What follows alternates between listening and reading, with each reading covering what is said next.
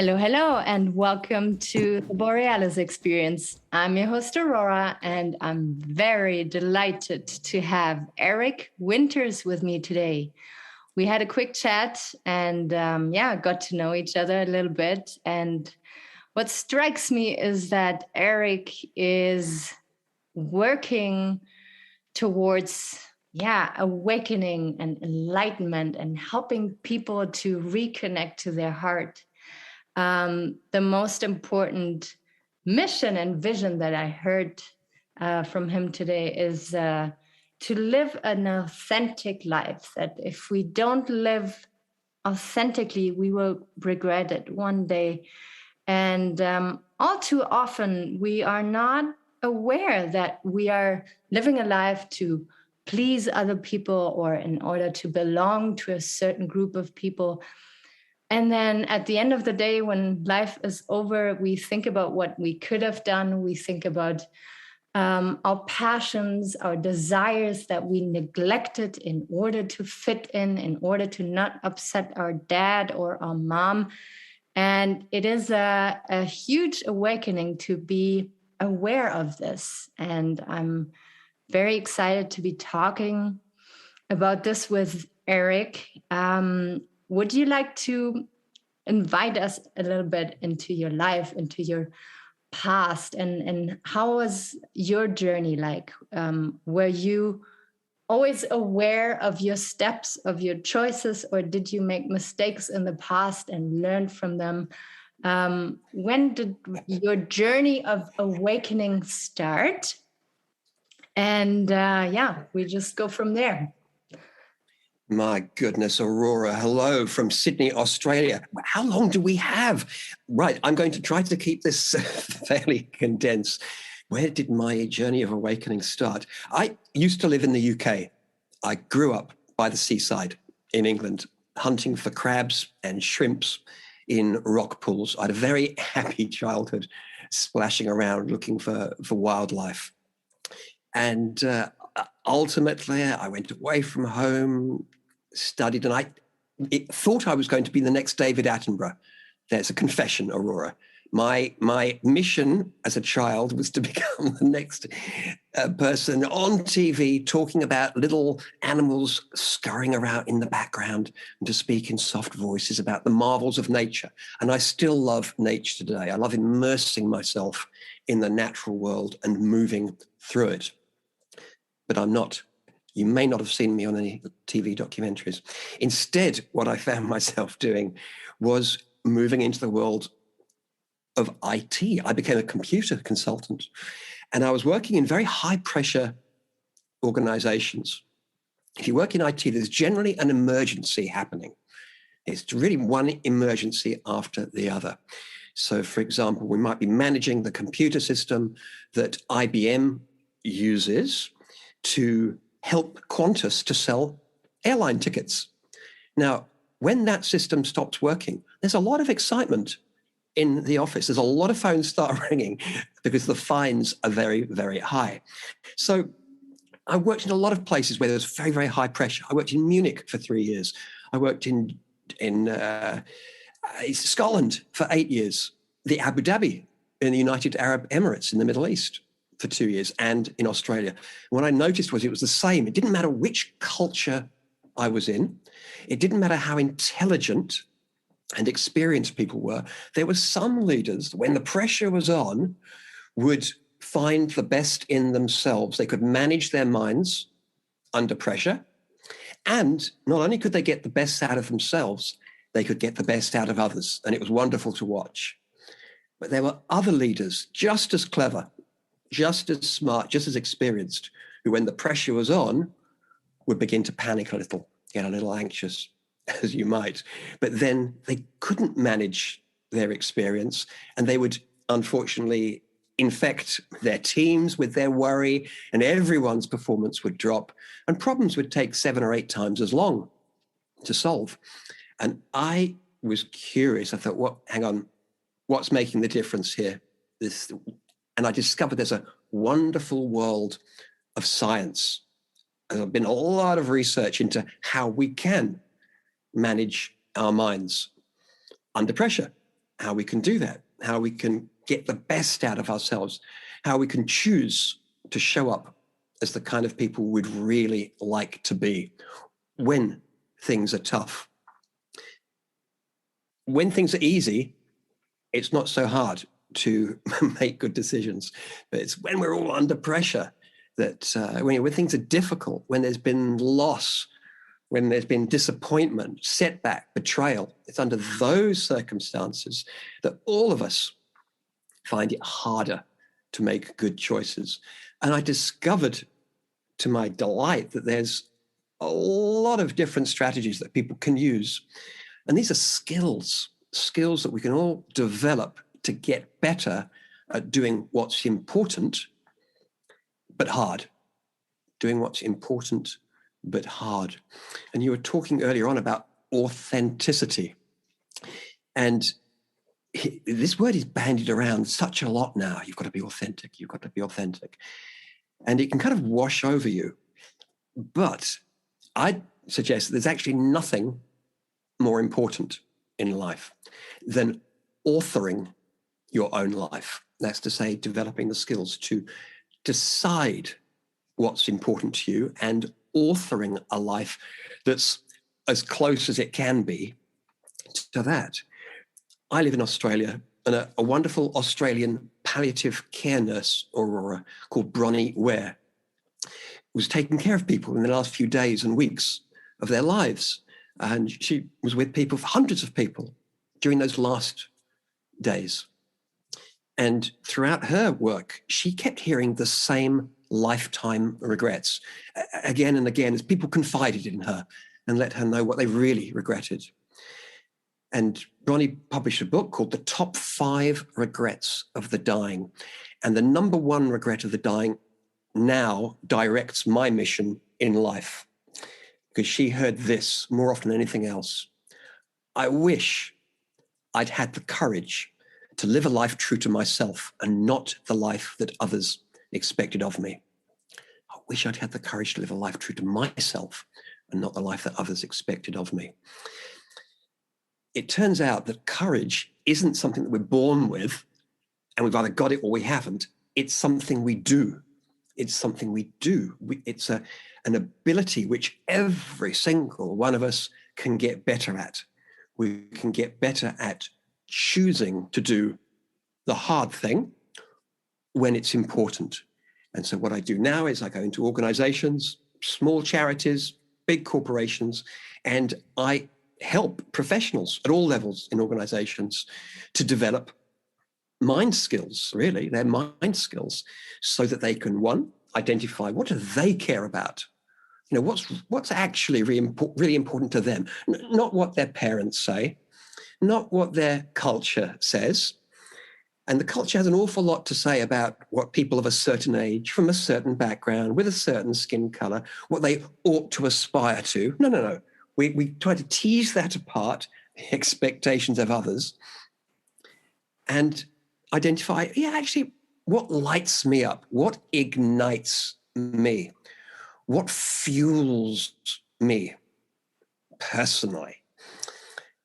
So I help people to identify that, and then I teach them the skills. And they're just skills, and we can all practice them to get better at noticing fear and discomfort and worry. What will someone say if I do this? If I really go for the career that I want? Mm-hmm. If I really ask this person out and I risk rejection? If I attempt to learn this new, I don't know, it could be a new skill, playing a musical instrument. What if I fail? What if others laugh? I help people to manage their minds so that they can be with anxiety and fear, not to get rid of it, not to get good luck with that. Good luck getting rid of fear. But what we can do is get better at being with, not suppressing and pushing away, not exaggerating, but allowing and dialing down a little, but being with fear whilst we take actions that are aligned with lives which are authentic to ourselves. That's what I do now, and that's what really drives me each day. It's hugely rewarding, Aurora, to see people increasingly live their own lives that are true to themselves. I can imagine that. Yeah, to see someone finally step up for themselves and to live their true life, speak their truth is so beautiful to witness. And what you mentioned as well is that there's a lot of fears and doubts coming up once you are on that path. And to know that fear and anxiety is part of our lives. I feel a lot of times we try to navigate through life avoiding these uncomfortable feelings, and we think this is that this is success, but it is not. It is pushing through, going through, allowing those feelings to be there, but not feeling dominated by these feelings and then ending up giving up. What I would like to know, Eric, is did you notice once you started being authentic and living your truth that your relationships around you changed? Did you lose people? Did you gain people? How was your personal experience with becoming authentic and walking your truth? Well, I think on the occasions in which I have conspicuously done something important that matters to me, others have noticed and have fed back to me and said, oh, I wish I could do that, for example. So I was living in Scotland for 8 years, and I loved Edinburgh, but it was very cold and it was very damp, and I was ready to warm up. To be quite frank, I was ready to warm up a little bit, and I was offered voluntary redundancy, and a lot of people saying, no, don't leave. It's a very dangerous world out there. Stay safe. Stay in the comfort zone. It's voluntary redundancy. You don't have to take it. Stay where you are. Better the devil you know. Better the devil you know. And now I think that was the first time I took a really bold leap. And I gave up my work. I had no job to go to. But I just chose, no, I'm going to step out. I had to make a decision quickly. I was told I had a week to decide whether or not I wanted to accept this little payout. And I did it. And I went off to work in the Middle East. But a lot of folks said, oh, I wish I could do something like that. Start afresh, go on an adventure or something. And there were a number of occasions. And you know what? I think we all model behavior all the time. I think we all underestimate just how impactful our own behaviors are to others. We underestimate our impact. We are all influencing other people every day in everything we do. So if you do take a courageous move that's observed by somebody else, there's a ripple effect. It will ripple out to other people, and other people's acts of courage ripple towards me too. And I feel myself, on a lake, when there's a ripple, it sort of lifts things up. As the ripple goes out, it lifts everything up. On a lake, it might just be ducks. But in real life, if you do something bold, Aurora, something courageous, we're all moved by that. And we're all, as the ripple comes out, it's like we're all lifted up a little by the acts of courage of other people. So I allow myself to be lifted up when I notice other people doing courageous acts, and it helps me to be a little bit more courageous. This is very beautifully said, and I know people will understand exactly what you're saying. Sometimes, though, I feel that this ripple effect of courage and bravery triggers people and challenges them because they don't feel like they have the same tool set as you, and there's jealousy and criticism coming up, which is also good because then they can reflect about it and see, oh, what can I change? What do I have in my power? How do you recommend dealing with people, for instance, you expected support from, and all of a sudden you realize they are not there yet, and they are not supporting your new path, your courageous path. Yes, yes. And it's almost a certainty that there will be others who disapprove Yes. in life. There will, that's going to be part of taking courageous action. Anytime we lift ourselves up, because you may be embarrassing them. If you take a bold move, you're reminding them that they are not living, potentially not living a bold life that's authentic to themselves. So expect to annoy people. But what I would say is that, yeah, how do we navigate that? Yeah. And we need to resource ourselves, Aurora, so that we have the resilience and the capability to be with this discomfort. I've written a book called Swipe Right on Your Best Self. And in it, I describe the 3 human predicaments that, if left alone, will hold us all back. So it's not that we're defective or flawed. We're supposed to be fearful. And there are 3 human predicaments animals don't have that hold us all living smaller lives, keep us all sort of constrained and captured. But there are simple steps, and I'd like to share a few of them with you now, so people don't need to get the book.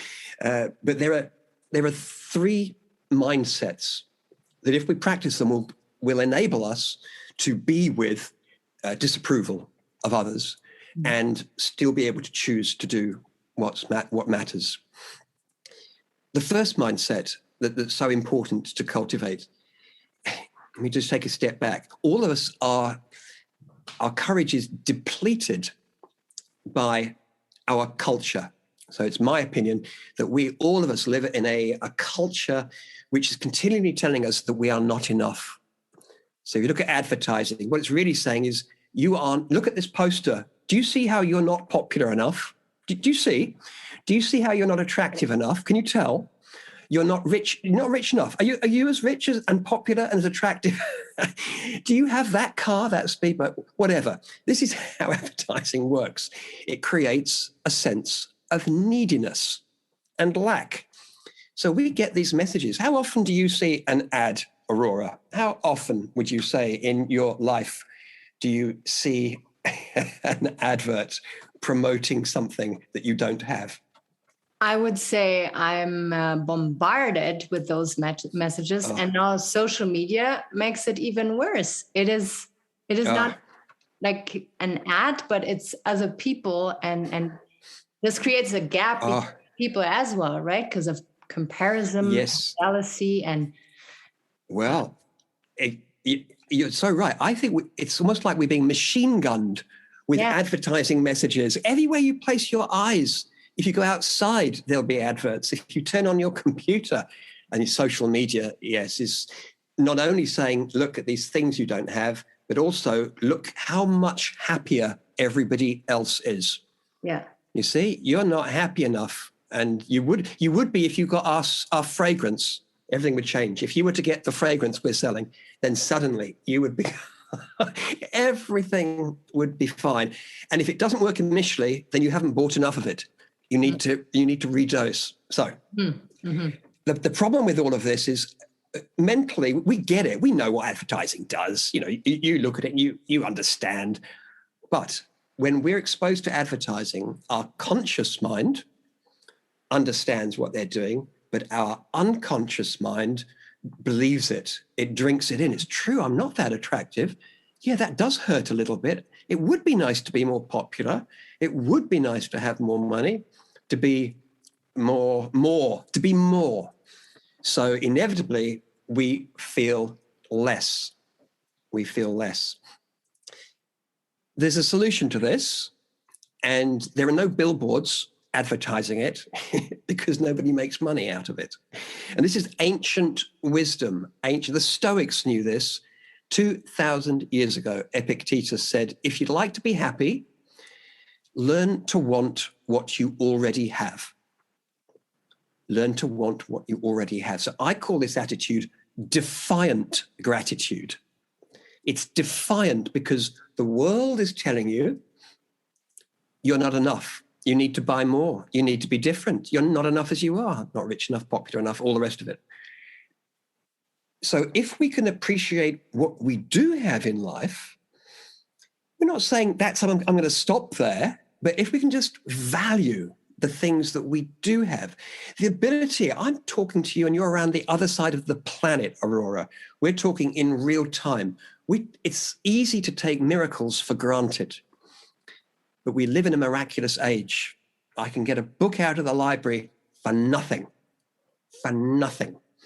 Can you imagine how amazing that would have seemed just for most of human history? Now, I know books are quite recent, but they were precious items. They were like solid blocks of gold, books when they first arrived. Very hard to get them. Now you can get any books you want. I've got hot and cold running water. Emperors, for most of history, have not had hot and cold running water. We live like emperors, Aurora. And we do. You're Empress Aurora and Emperor Eric. You're in charge of Canada. You're doing a good job. I'm struggling a bit with Australia, but we all of us, we all live like emperors. So let's acknowledge it. Now, by spending just a few moments each day, we're not talking about wallowing in this, a few moments, just valuing what we already have, connections, sunlight, a roof over your head, perhaps, or maybe something to eat, a hot coffee, small things.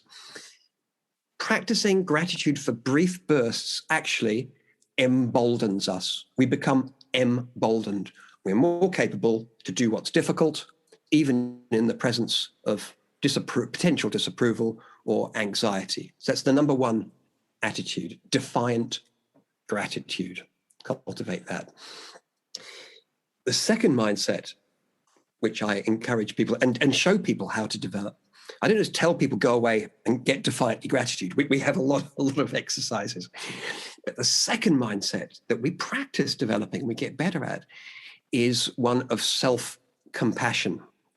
And I'm very inspired by Christine Neff's work, and the world's leading researcher on self-compassion. And Christine shows that people who practice self-compassion are more courageous. They are bolder. When we're kind to ourselves, you didn't choose, Aurora, to be born into a human mind. Thank you very much. With worries and fears and doubts. You didn't pick your parents, I'm imagining. I'm guessing you didn't pick your parents. You might not have picked your schooling.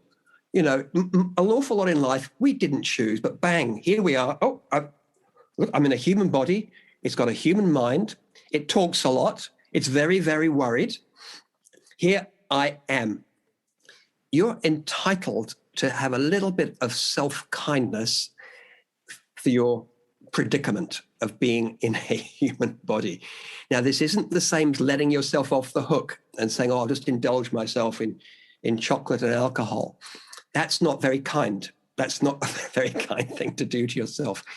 Christine talks about fierce kindness. Sometimes the kindest thing we can do to ourselves is give ourselves a kick up the butt and get out there and start doing things which are truly kind for us. It might be changing our diet a bit. I can confess to that. I ought to be a little bit more selective about what I'm eating during our current Sydney lockdown. Could be exercising a bit. It might be applying for a different job. I don't know what, but she says we should be practicing not just tender kindness, but a fierce kindness. Kindness is the first part, but in her package of self-compassion, she also includes mindfulness. And she says the ability to be able to be honest with yourself about life's difficulties, not to exaggerate them and not to push them away, to just be honest and to hold it in balanced awareness. Actually, you know what? The thing I'm going through just now, it is tough. Yeah, I'm not going to deny that. I'm not going to sugarcoat it. Actually, these circumstances I'm going through right now, they are hard. And she said, being honest with yourself is a key component of self-compassion. It's not trying to pretend, yeah, everything's fine here. Everything's fine. And men especially, I think women increasingly, but a lot of men are under pressure to soldier on stoically. Misuse of the word stoic, but that's what we say, soldier on. I know, I'm not worried. Everything's fine. Putting on a brave face. That is a dishonest way of living. And people will do that if they don't know how to be with discomfort. It is possible to be with worry, fear, doubt, anger, resentment, all of those things, but to hold it in your hand in balanced awareness and not have it overwhelm you and have you acting in unhelpful manners. So I teach people how to develop self-compassion with balanced awareness.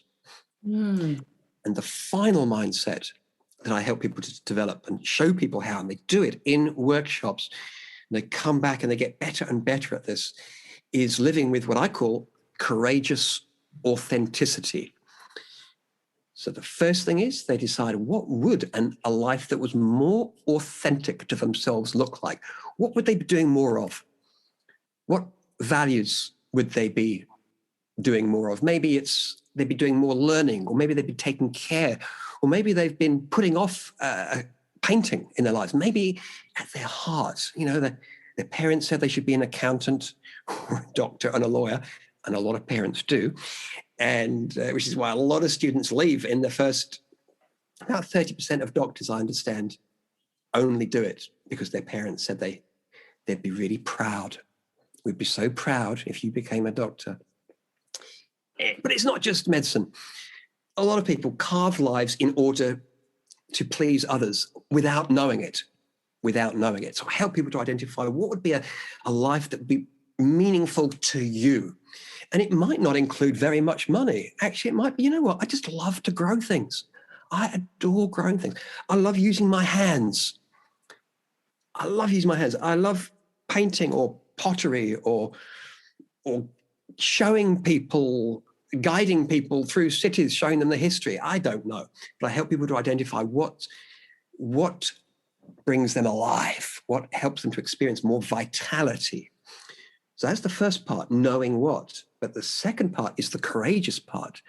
It's discovering how they can take steps that manifest or demonstrate authenticity whilst they have the discomfort, the worry that others might not approve, the fear that they might fail.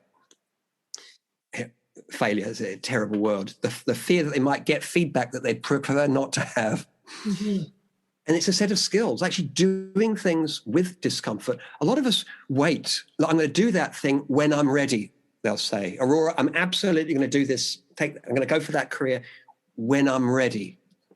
Now, what they really mean is when I'm absolutely confident that I cannot fail. And that is a tragic thing to do, to wait until you're ready. We need to learn to take action before we're ready. Parents are never ready for children. There would be no kids on the planet if all parents said, no, we'll wait until we're truly prepared to raise a child. You learn through the doing.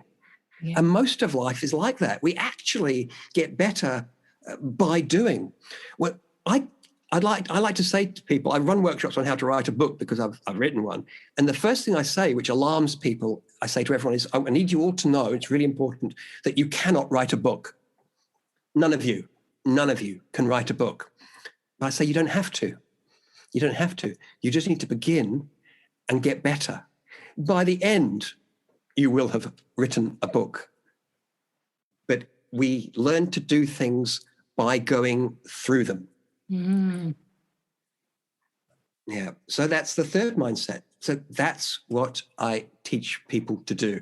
And it is so rewarding to see people cultivate greater authenticity. And this is a development thing. It's not like overnight you wake up and da-da, I'm now going to leave my job in finance and move to an island where I'm going to raise sheep authentically. I've just developed the skills to, we don't do that. No. Yeah. This is small incremental steps, but people love progress. Yeah. It's progress that's rewarding, not the end point. It's progress. So we savor the progress. So it is truly like such an important mission that you're on, especially during COVID times now, I feel, because a lot of people have the time to reflect about their last couple years or months and realize, okay, what did I do with my life? Is this where I want to go back to, or do I want to see life in a different way? That's truly inspiring. And what I love most about it is that it is very simple. It is like going to the gym and having to learn to strengthen a muscle that you've been neglecting, or you never knew you had. And people can start today. They don't have to, I don't know, go back to university or spend a whole lot of money. There's tons of content out there where people can learn to train their mindset. This is so, yeah, beautiful, and I'm so excited to be talking to you and connecting with you here. We're slowly coming to an end here. Like, time was running away quickly. I would love you to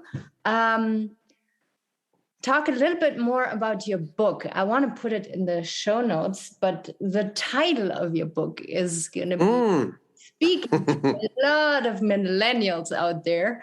And I want to make sure that people, know about you a little more and how they can connect with you, contact you, and where they can find your book. But tell us a little bit more about your book. Yeah, so I've titled it Swipe Right on Your Best Self, Simple Steps to a Bolder Life with Fewer Regrets. And most of us now are familiar with dating apps. And it was Tinder, I think, who started this model of you presented with a face and a little bit of a description about someone. And if you see someone you like, you point to it and you swipe right. I actually learned, Aurora, last week that 30% of all relationships right now were formed online. So it's become very, very mainstream. It was a bit new and novel recently, but now it's very ordinary. People, and it's not just people we choose. You can choose pizzas on Amazon, anything you choose, you swipe right. So swiping right means, yes, I choose that. And if you don't like it, you swipe left.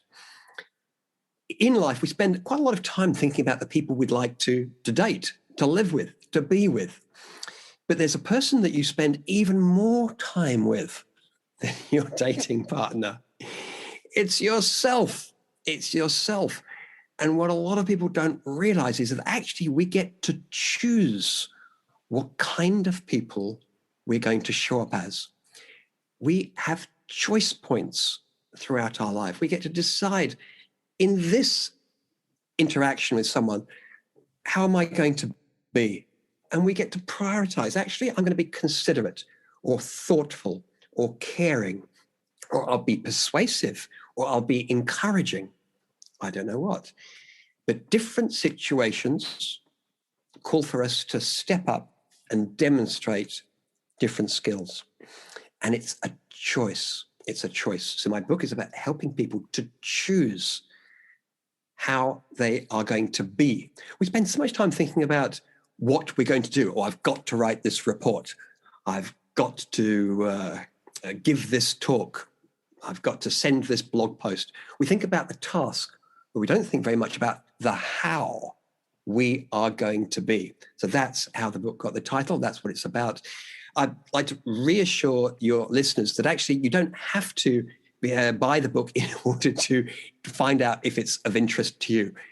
On the very front page of my website, you can download the first 40 pages for free. And actually, you'll know after reading one page. You don't even need to read 40.